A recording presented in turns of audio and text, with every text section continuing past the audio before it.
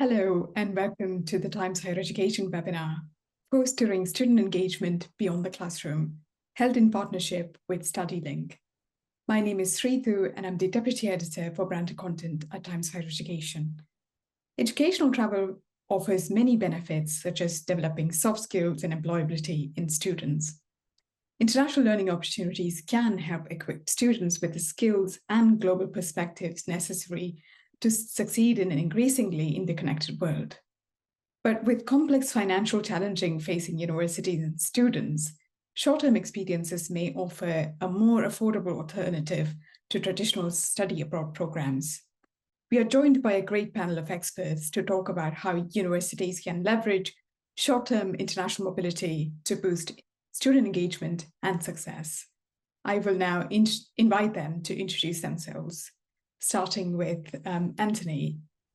Hello, I'm Anthony Manning. I work as Director and Dean for Global and Lifelong Learning at the University of Kent. And I'm also one of the organising committee for EAIE, the European Association for International Educators. And I've worked for a number of years in internationalisation within higher education, both in mobility and in internationalisation at home. So it's great to be here today. Thank you. And Michelle, could you introduce yourself next? Yes, hello, I'm Michelle Evans. I'm Head of Marketing for PGL Beyond, which includes the StudyLink Tours brand. Educational visits, educational trips are very, very close to my heart. They're what we do. So I'm very passionate about this and what the experiences bring to young people.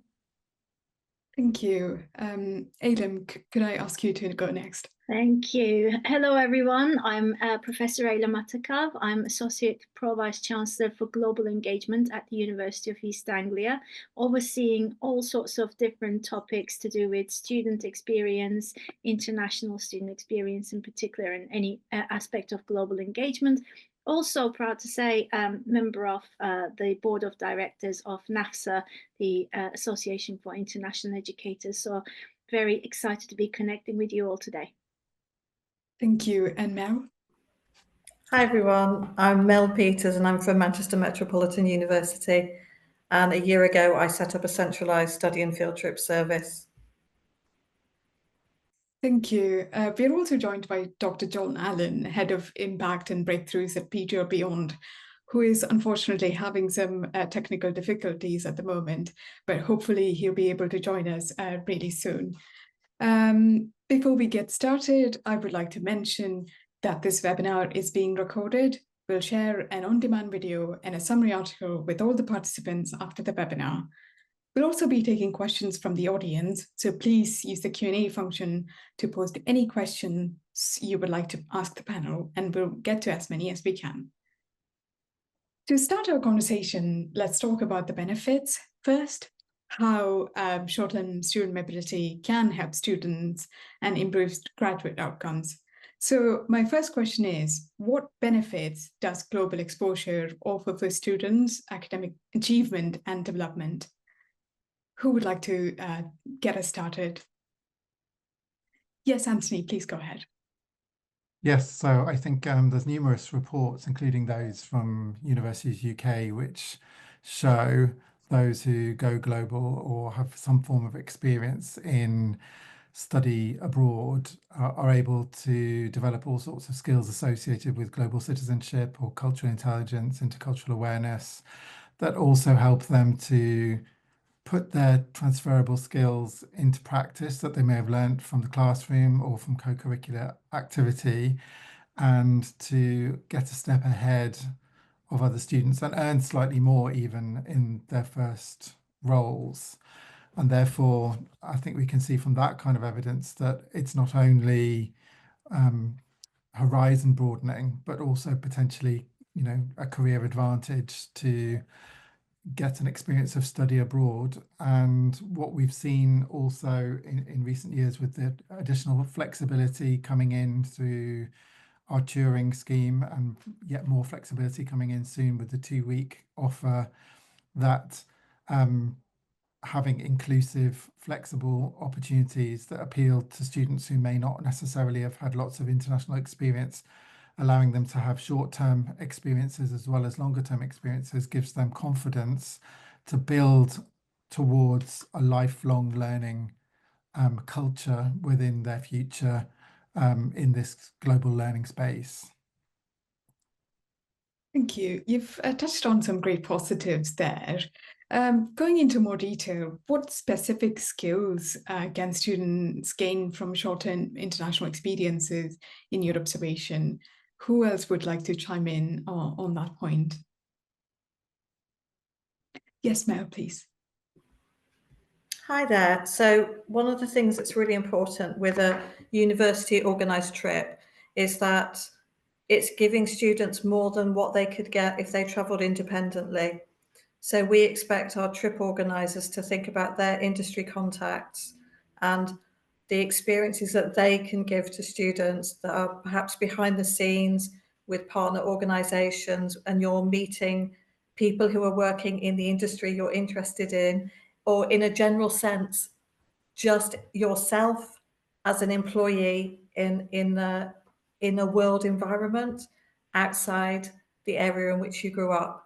We've got quite a lot of first-gen students and widening participation students, and we don't assume that our students have the confidence at the time when they join us to consider themselves in that environment. And we hope that those trips will help them expand their thinking about opportunities for themselves.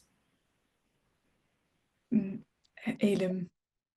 Just to build up on what Anthony and Melanie have been saying as well, one of the lived experiences I had was with this project that we've done at my institution called it was called Humanities Goes to Japan. And it was the arts and humanities colleagues, so academics mainly, trying to go to Japan for a trip to, scope out opportunities with partnerships, different partners across Japan and so on. But rather than taking staff, we thought we would shift the budgets and take some of the students with us.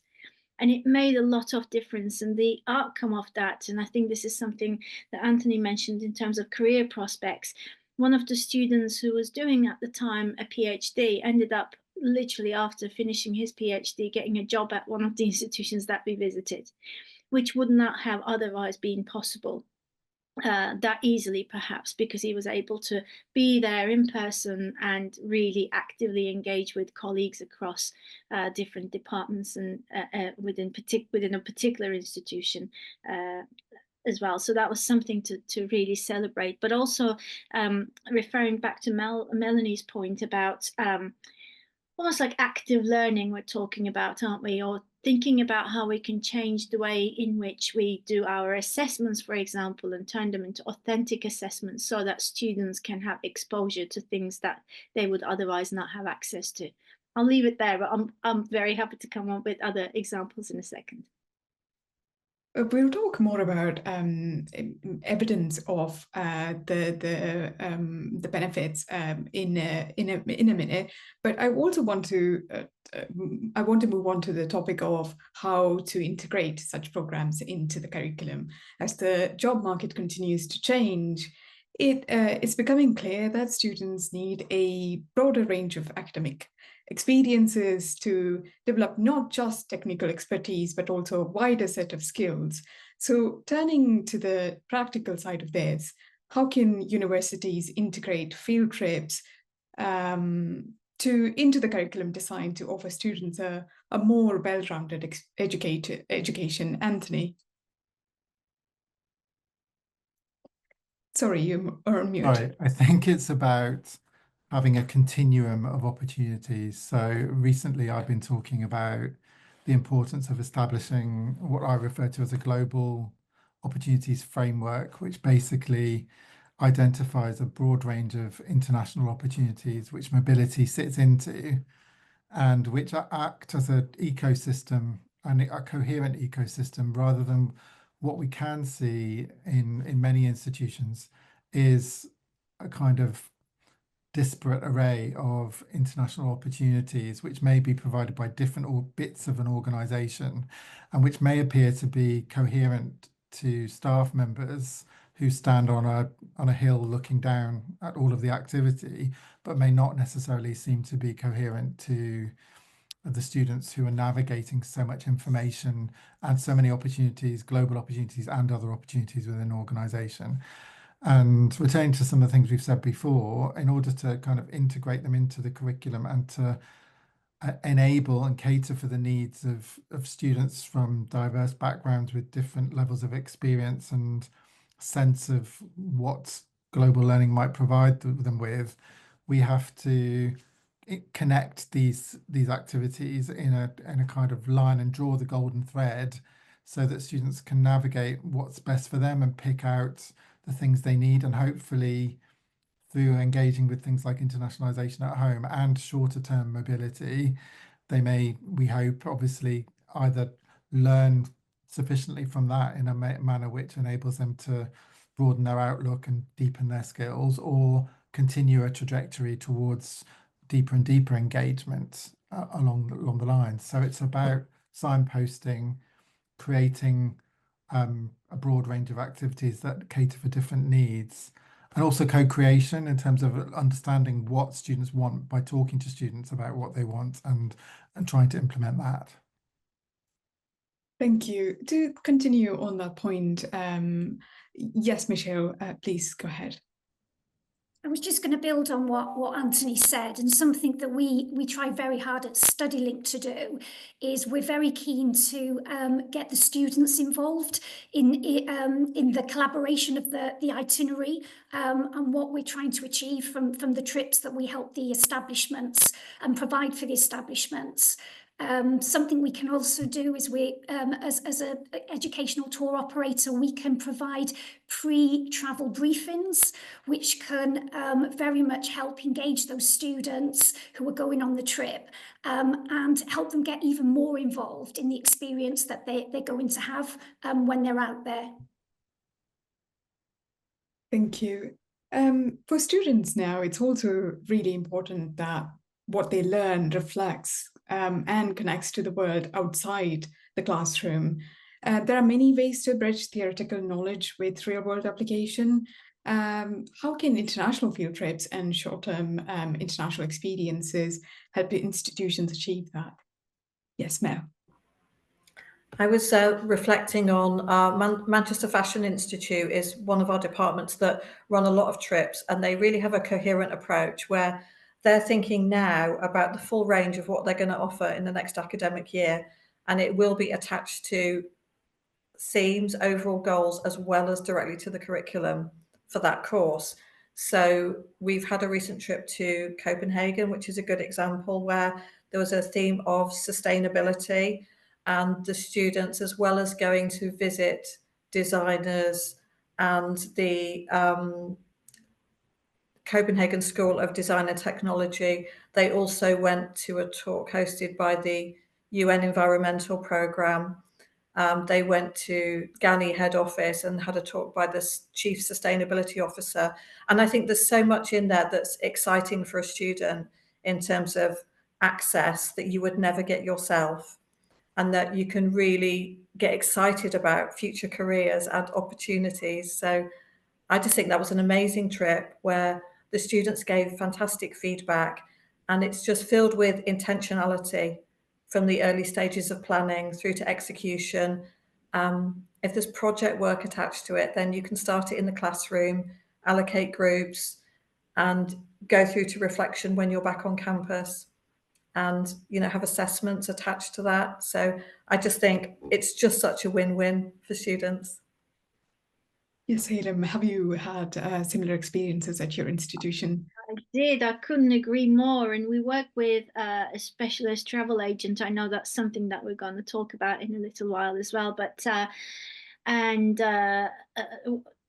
agent in particular, working with us, designed programs for our students in Latin America in particular, but mainly to do with challenges. So it was to do with challenges abroad. And so students as groups who went to Peru and Argentina in particular, they were working with communities. I saw that one of the questions that's just come up is about that voyeuristic approach that students might take if they are going abroad and watching people, oh, this is different, and building on that difference can be quite fruitful, but also problematic. So it's important to acknowledge that, I guess. And they've learned so much because they were working with communities, and they became part of those communities in the period that they were there. And when they came back, I think that what Melanie is saying about that reflection back in the classroom is very important, but also thinking about budgets, thinking about students. I think it would be good, it's been good for us at least, although challenging at times, I must say, it's essentially encouraging and inspiring students to raise their own finances as well, because they learn a lot from that, and engaging with local partners, local companies, trying to find sponsorship for their own trips and so on. It really exposes them to stakeholders that they might benefit from after graduation as well. Thank you. And I also want to touch on the aspect of providing support to students to make the most of these experiences. To ensure a lasting impact on students, it requires continuous support throughout the experience. So what support can universities provide before, during, and after these programs to make sure the experiences contribute to long-term learning and development? Mel, would you like to come in on this point? Certainly. I think there's two aspects. One aspect I would say is an organisational approach, which is in terms of consistency of expectations. So that would mean staff who are running field trips should have an understanding of what university support services look like. We would always use an approved travel agent where we know there's 24-hour support. So it's very important that if something happens, if a plane is cancelled at midnight on a Saturday night, I'm not going to pick up the phone, but I know that StudyLink will. So that's really important to us, that level of assurance. I think it's important to have protocols when things do go wrong. And I do say when, because when you're taking a group of adults to a city, there are elements of they are going to do what they want. So there are going to be people who, go out drinking, go out late, etc. The organisation cannot stop them doing that, but the organisation needs to have agreed, like, safe protocols, a code of conduct, that kind of thing, where the student knows the expectations of behaviour and the university is clear on the staff side what support is appropriate, and also how to respond if anything doesn't go as expected. I think there's a curriculum angle to this question as well, but I've forgotten the original question. It's about support structures and providing students the support before, during, and after to make sure that they can make the most of it, and the growth continues even after they finish the program. Oh, yes. Thank you. So I think around that, it's really intentionality with planning the activity, referring it back to the learning outcomes, and having a school-wide approach. So on some of these activities, it's really beneficial to have people in different year groups and people in different cohorts, but they're all in together. We have something happening this week actually with biology. There's a statistics and fieldwork skills activity happening this week, and there are 3 options for students to engage with it across the whole cohort. There's a local one, and there's a local non-residential, a local residential, and an international version. And that is really allowing all students to attend some sort of activity, get those learning outcomes, cover the assessment, and have like equal opportunity, irrespective of whether they have caring responsibilities or anything else that might be a limitation in travel. Thank you. Anthony, if you don't mind, could I also ask you to respond to this question?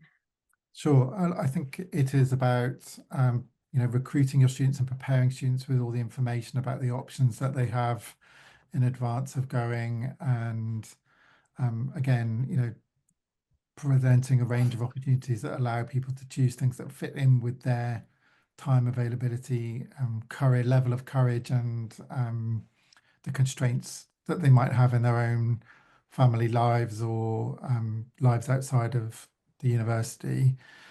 Preparing for change and managing risk in terms of the information that they're presented with in advance of going, as well as understanding the culture that they will be going to and the activities that they'll be participating in, which is where also previous students can come in terms of speaking from their own lived experiences of undertaking similar activities and sharing their experiences of mismet expectations or things to bring with you, and all of that stuff that sometimes resonates better when it's coming from a peer than from somebody in an organizing office, no matter how hard you try.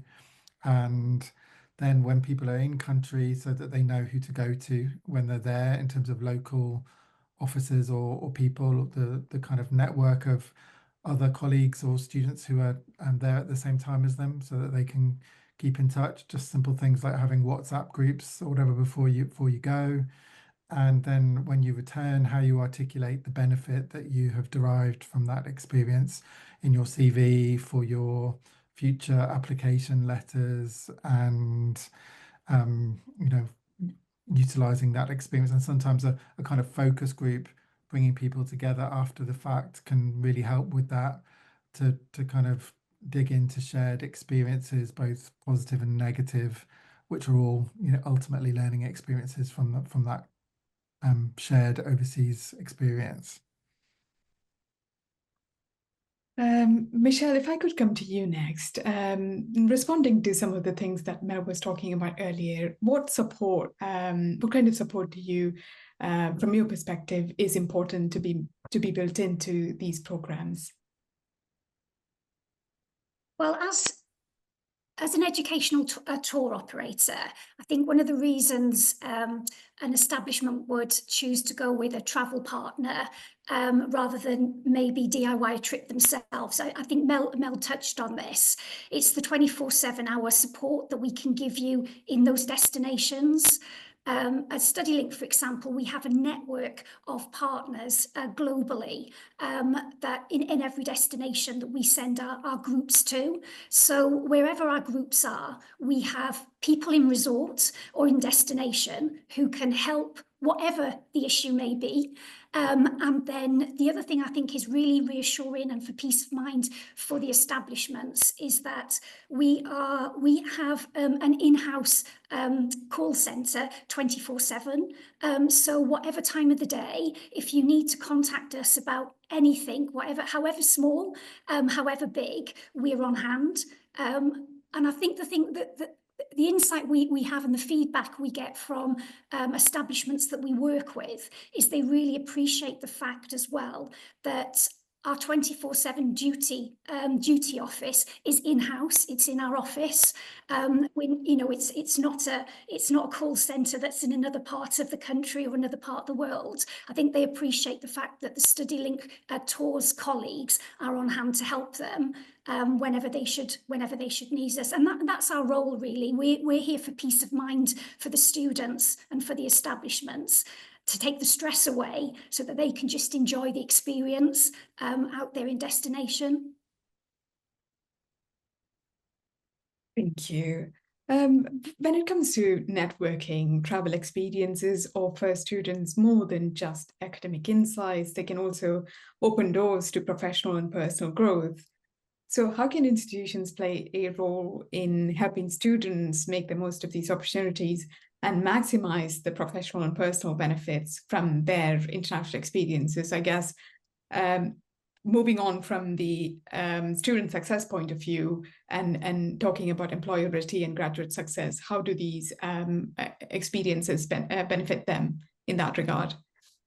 Could I say something? I'm so sorry. I've had serious connection problems. We had a power outrage here, so I want to apologise for my late appearance. Yes, thank you. Glad we got you back, John. Please go ahead. Thank you. What I've just heard is, you know, exactly what I've been trying to advocate for many, many years. I mean, just to introduce myself, I'm an educational psychologist working at PGL Beyond, looking at impacts and analysis of behavioural modification as a result of what we do with our young people. One of those being the overseas travel, obviously, market and that strong work we do with universities. I'm still a visiting professor at Sheffield Hallam University, so I'm aware of how modules are created and how experiential learning is really important in bringing these modules to life and creating skill sets that young people will need within university to complete their degrees and also beyond into the workplace. I think they're essential. They provide an emotional and cognitive bridge and bring theory into reality. And they need to be future-proofing our young people for 21st century life, which is so difficult sometimes to navigate based on the fluidity and the speed of which information now is shared globally. So I think having that cultural and in-depth and that evaluation and self-reflection on what they're doing within these trips is extremely important. And there is no doubt that soft skill development within these curriculum-based trips build academic credibility later on within the university in terms of achievement and beyond that in terms of job satisfaction and employment. Thank you. If I could just go back to the first point that we were talking about. John, you've done some interesting quantitative research on this topic. Yes. Can you highlight some research or data that shows participation in programs like this Yes. to better student outcomes?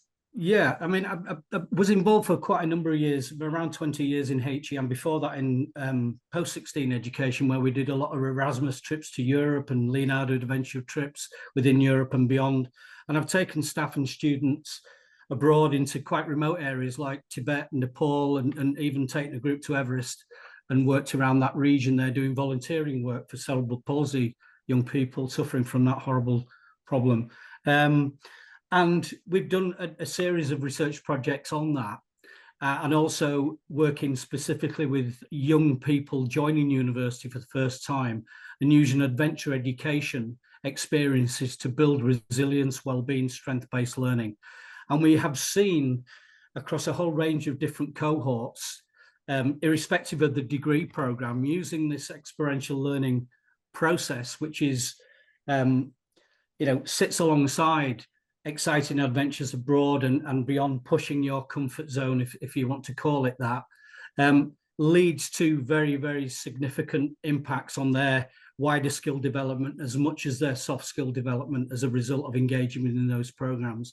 And those programs don't have to be long-term. They can be very short, immersive experiences that enable young people to really discover their own self-worth and their strengths that they can expand and use it across a range of contexts. You mentioned soft skills, and interpersonal skills and cultural competence are increasingly valued by employers. In recent skill surveys, such as the Future of Jobs report by the World Economic Forum, soft skills are featured among the top skills needed for professional success in the future. So could you share some best practice for facilitating meaningful cross-cultural networking and immersive experiences for students, considering the short time frame in these programs? Yeah, as I said, it's immersive. The experiential nature of what goes on, having multi-sensory experiences is much more dynamic than having a unisensory experience. It becomes more memorable, more replicable across different contexts of learning. You said there about young people, particularly younger people now coming into the workforce, struggling with this soft skill alignment to what they need to do. We did some research that suggested 55% of employers wanted teamwork and communication twice as much as they wanted computer skills, for example. So so the work that we do has got to be authentic and real life. And sometimes it's plugging the gap with what they've not been used to, certainly in a post-COVID society where young people seem to be quite deconditioned. It's not to suggest that they are weak or snowflake or any of these horrible labels that you hear in the media sometimes. It's about empowering them to understand their strengths. And adventure education and school trips and forages into the unknown is what will push their capabilities into new horizons of reality. Thank you. Would anyone else like to come in on that point about soft skills? Anthony, perhaps? Yes, Mel. Yeah, Mel, could we go with you first and then I'll come to you, Anthony? Thank sure. you. Yeah, just a small one. I love what you've just said, John. I feel like being on a trip, being in another location is like a heightened experience. Feel like you are taking on so much more, doing, even if it's the same thing that you've done in the classroom, doing it somewhere else is just so much more memorable. It's so intense. I feel like you get so much from it. Thank you. And Anthony? Yes, just speaking as someone who I've had probably 4 or 5 study abroad and work abroad experiences myself in China, Japan, France, and Germany. You know, in my earlier career and when I was a student, and as John was saying, it's often those experiences in completely different contexts which take you out of your personal comfort zone, and they're in many respects trigger experiences which cause you to reevaluate your approach to your own culture as much as experiencing other cultures.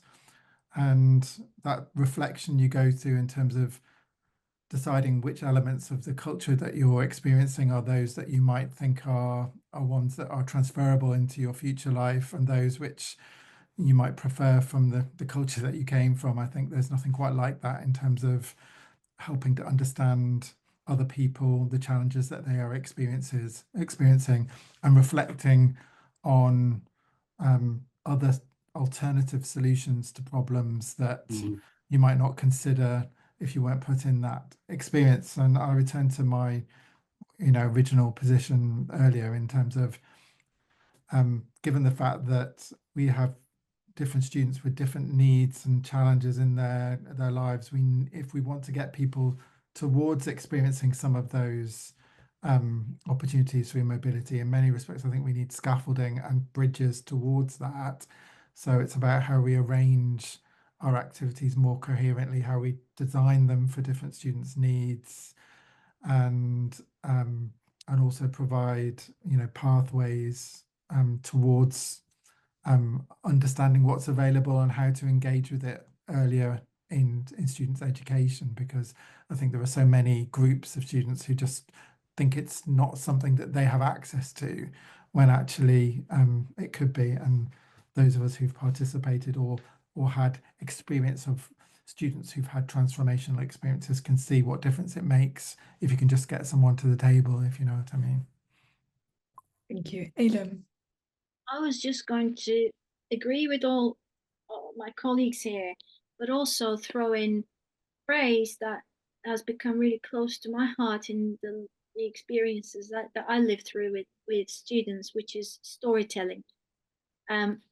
Occupational hazard, I'm a professor of film as well, so but just capturing visual evidence in particular of anyone's experience while they're abroad, not from a voyeuristic perspective as such, but maybe video diaries. It doesn't even have to be visual, but it can be audio, it can be written, but just essentially promoting the idea of storytelling to our students so that they can tell their own stories of what they've experienced when they come back.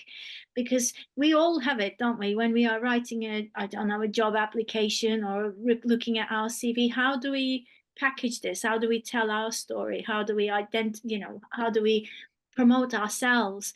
And I think students, that's the thing we try to do at my institution, really getting them to think about how to tell their story with the experiences that they've had and how beneficial. So that's, I think, part of the soft skills that we're talking about. I just wanted to add that. Couldn't not add it. Thank you, Lim. Going back to the points that Anthony mentioned around inclusivity and participation, we've spoken about many benefits of international academic experiences, but in terms of participation, not all students find it easy to access these opportunities. So I wanted to talk a little bit about what barriers or challenges might prevent certain students from taking part in more traditional opportunities, especially long-term, such as year abroad or other study abroad programs. What are your thoughts on that? I guess, Anthony, could we start with you?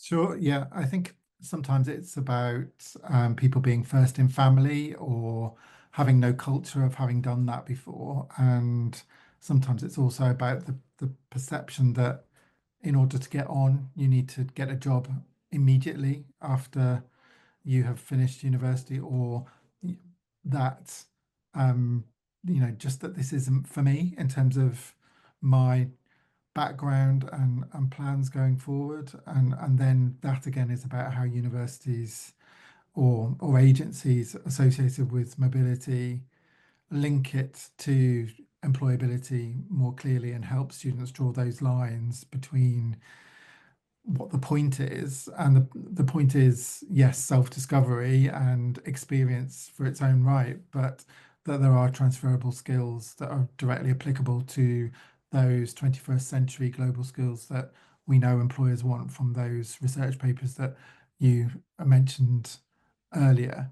And that again is about tailoring your conversations and in a different direction to the narratives that Ellen was talking about, the narratives we present to our students about the benefit, worth and impact, and the support we draw in maybe from our alumni or students who've had those experiences themselves about what they learnt from it, what they need to do to prepare effectively for it, and how it can, yes, benefit in the next steps beyond university.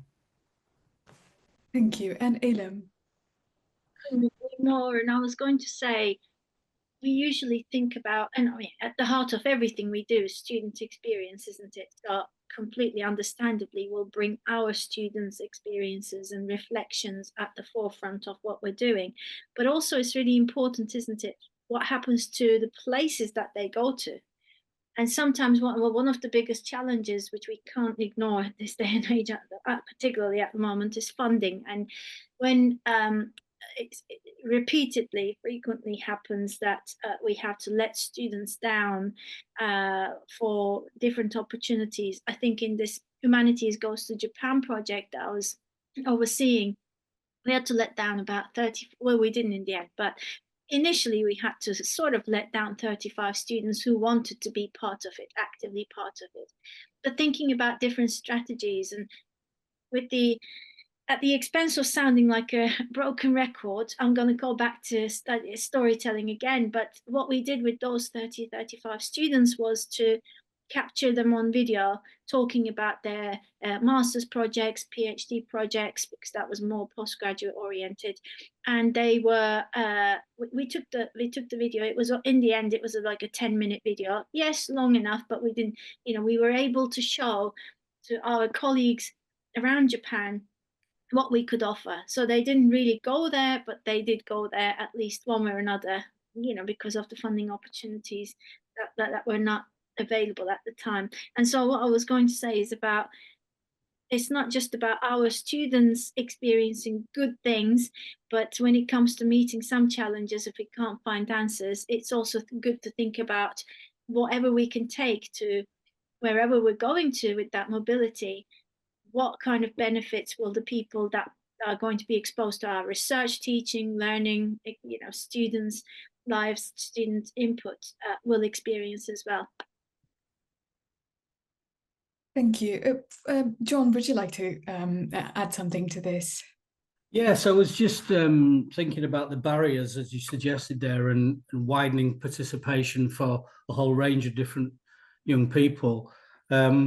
I've worked particularly in population groups, demographics that have struggled to access these. And you could argue that many students in HE now are struggling financially to get access. You know, most of them work and they have many responsibilities within their lives. And there are obviously the post-Brexit sort of travel restrictions and issues surrounding Erasmus going, and the new MPs in some of the new MPs lobbying for a youth visa scheme in Parliament at the moment, which is obviously moving in the right direction.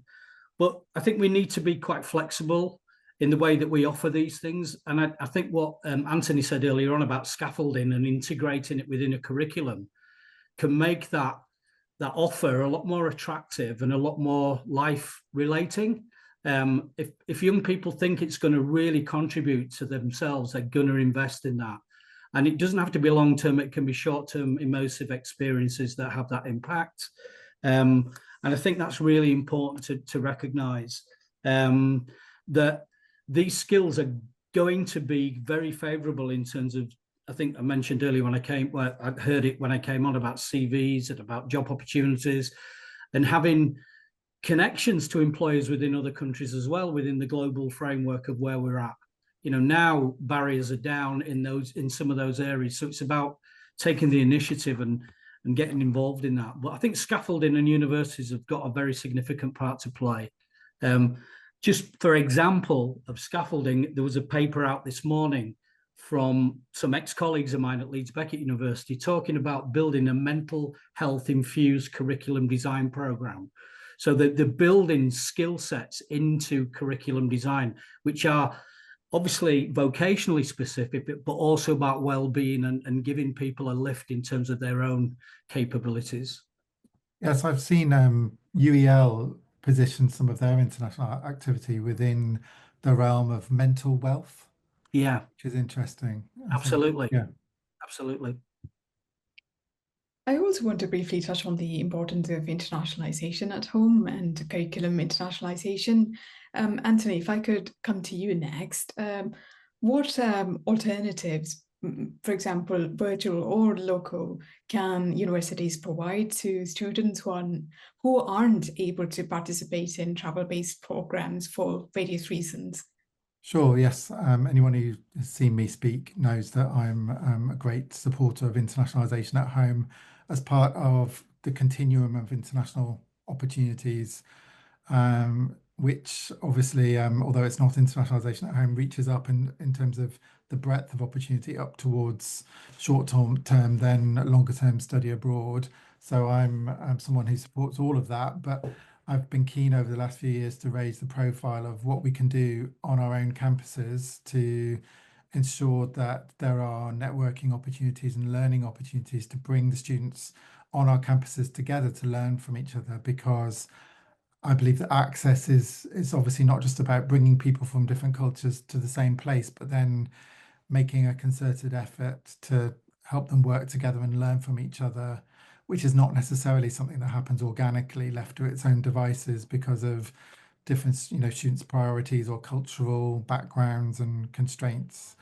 And therefore, over the last few years, I've been trying to promote through a working group with Universities UK and some of the publications I've led, like with the International Higher Education Commission, that we should be building into strategies within universities more emphatically and funding more concretely and sustainably this kind of activity, so that it builds the confidence of people to collaborate with each other internationally, based on the fact that so many of our professions may not necessarily involve physical mobility in the future, but will more and more involve working with teams that are based remotely. And so, yes, that could include engaging with COIL, and I'd love to see COIL being collaborative online international learning, or virtual exchange, another dimension of that, which many organisations are involved with. And I'd love to see some of the funded opportunities through Turing being extended to include funding of COIL, which in itself I think would be a pathway for some students to then engage in study abroad, because there are ways to then connect the virtual engagement of different groups with each other through short-term mobility.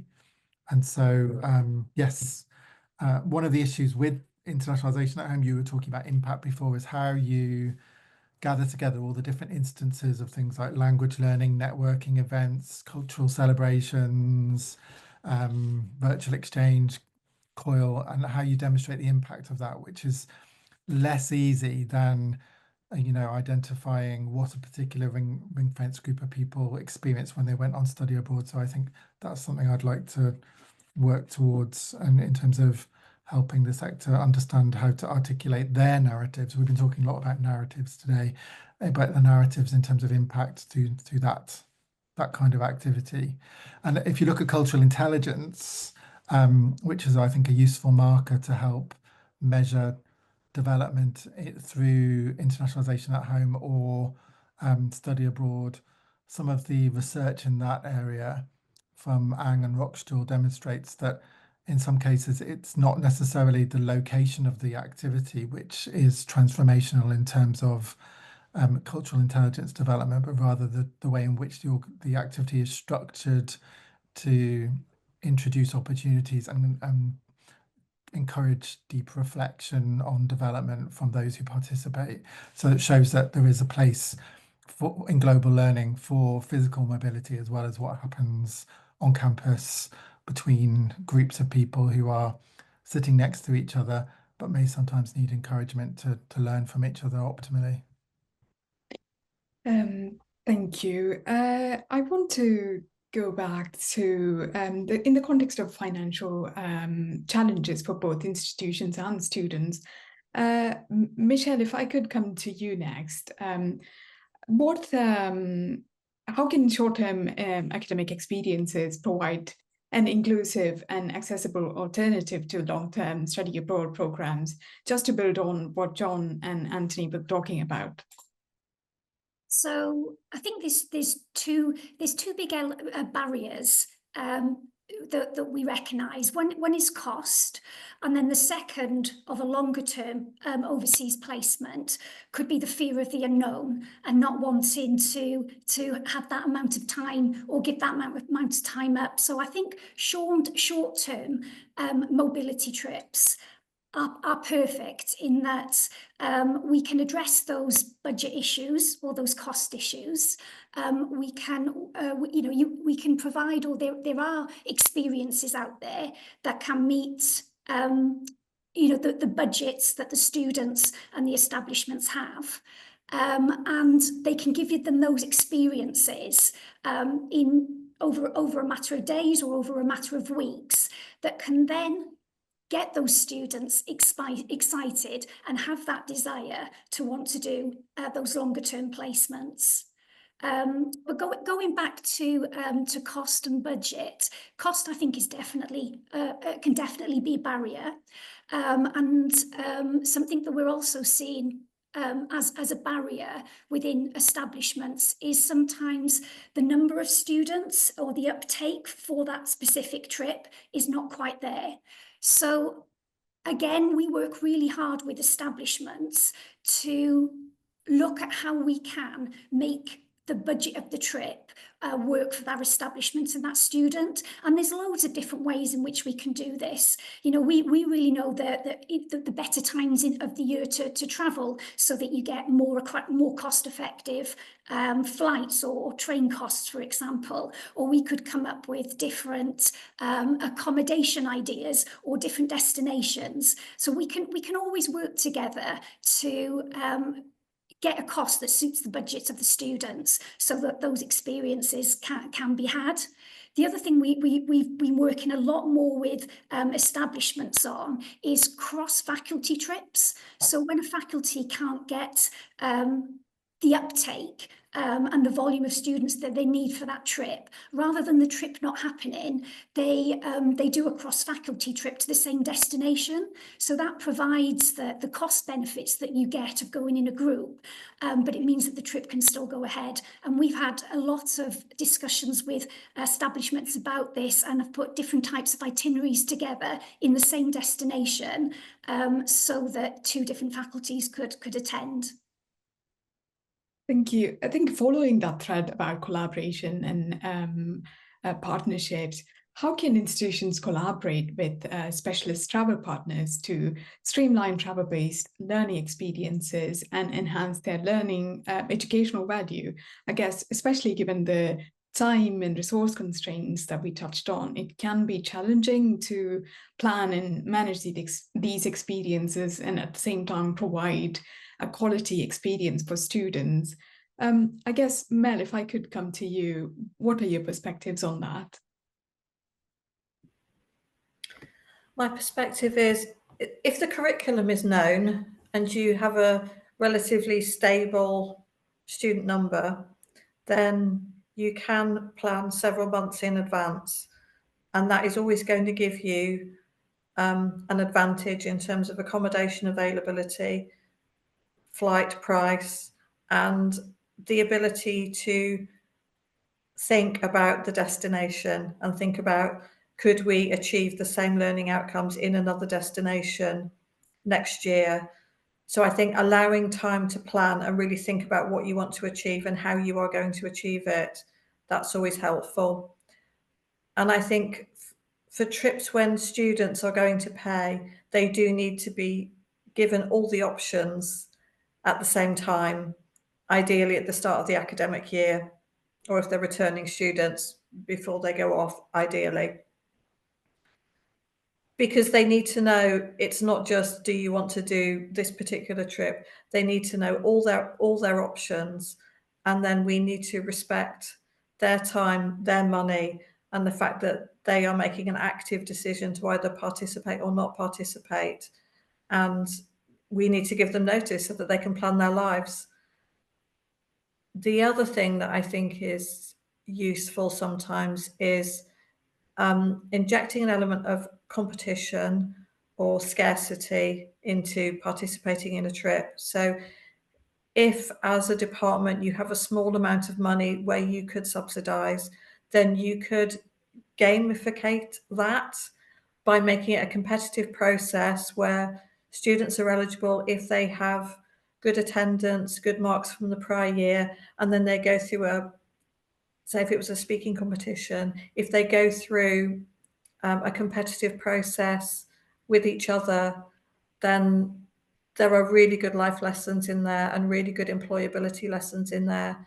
And then the winners get to go on a subsidised trip is a really good way of doing it as well. Thank you. And as we all know, disruptions are part of any kind of travel. So my next question is, how can travel partners support institutions in mitigating risks and disruptions during such programs so that faculty and staff members can focus on pedagogical and high priority tasks? I guess I'm looking at you, John and Michelle here.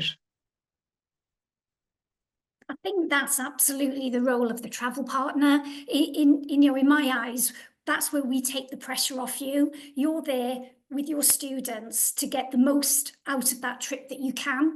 Those logistical issues or those disruptions, that's what we're there to take on board for you and to resolve and sort out. If I just think back a couple of weeks, I'm sure you can all remember the incident at Heathrow, where Heathrow was closed down for several days because of the fire. We had 5 StudyLink groups out in destination, needing to fly back to Heathrow. We just got in contact with the party leaders. We sorted out where necessary additional accommodation for a few more nights, or we sorted out new flights to new airports. And we sorted out then the transfers back to their home cities. But that's the role that we take on. That's what we are here to do. It's to take that pressure off you, so you, the establishments and the students, can enjoy their trips, and that's where our expertise comes in. That's what we do, and that's where we have the knowledge, so we can sort all those travel disruptions out. And the world we live in, there's always something, isn't there? If it's not ash cloud, it's that incident at Heathrow. But that's just the nature we live in. But I think that's where the reassurance of peace of mind comes from when you do opt to work with a travel partner. Thank you. And John? Yeah, I would just echo everything that Michelle has said there. And I think having that freedom and that peace of mind is really important to concentrate on pedagogy. Balanced with that is also enabling young people to have freedom to develop a toolkit of soft skills within these settings. So not being overprotective and over-prescriptive.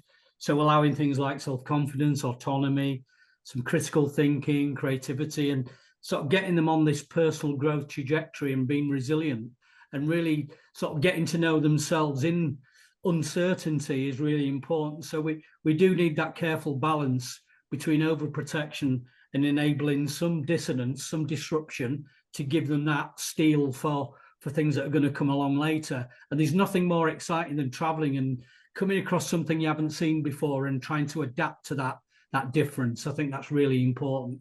And I think higher education is all about that. Essentially, that's what students are at university for. If I could just stay with you for one more minute, just to build on that, what do you think is the value of such strategic and long-term partnerships over the long run between institutions and travel experts in contributing to the goals of internationalization, employability, and global engagement? Oh, crucial. I think collaboration now is the key thing within all avenues of where we're looking at private public sector integration. I mean, I work within a university as a visiting academic, but my main job is obviously within PGL, and we have the two areas integrating and looking at research informed practice that's delivered within a private sector organization that still has that global influence. And through that way, you're going to get outward student mobility that will become a key component to a refreshed sort of international education strategy. You've got to have that in order to get strategic objectives and things changing. You know, if we want more young people having these very immersive, expansive experiences in a more, you could argue, reductionist sort of society that seems to prevail these days, we need to sort of embed those principles as a whole and not just in silos. Thank you. We only have a few minutes left, so let's pause there and take a couple of questions from the audience. Thank you very much for posting these interesting questions. So the first one I have is continuing from what you were saying earlier, Michelle. What are some of the safeguarding considerations when organizing international field trips? I guess, Michelle, could I come back to you on this? Is there anything you would like to add here? So in all of the trips that we put together, every single component of the trip is fully audited. So we would be putting as many measures in place as we can for that trip to be, and the elements of that trip to be as considered and as safe for students and the establishments as is possible. I would imagine that the establishments themselves will have their own safeguarding policies in place when there are international trips involved and taking students overseas. Thank you. We have time for one more question. This is, Elam, you briefly responded to this earlier, but the question is, how do we avoid a voyeuristic approach to international experiences? Is there anything you would like to add to that? I think I try to answer as best as I can, but it also applies. I was thinking a lot about how as academics, when we do research, when, particularly global context research, we are always avoiding, that we're always thinking about the ethical dilemma, aren't we? We're not trying to put people from different countries, different cultures in a tube and study them. That's not what we're here to do, but instead thinking about how we engage with and how do we go into a dialogue with those communities, those people, those cultures, and so on. I think it's about infusing that ethical thinking and approach to our students and getting them to think about it that way before they even consider going anywhere, any mobility option, even if it means Europe, even if it means within the same country, going to different areas, where cultural differences might be quite visible. So I'll add that, and I'll leave it there. Thank you. That's all the time we have today. Thank you to all our panelists for this insightful and engaging conversation. Thank you also to the participants for joining us today and contributing to the discussion. We'll share the recording of this webinar and a post-event summary article with you in the coming days. Thank you once again, and goodbye.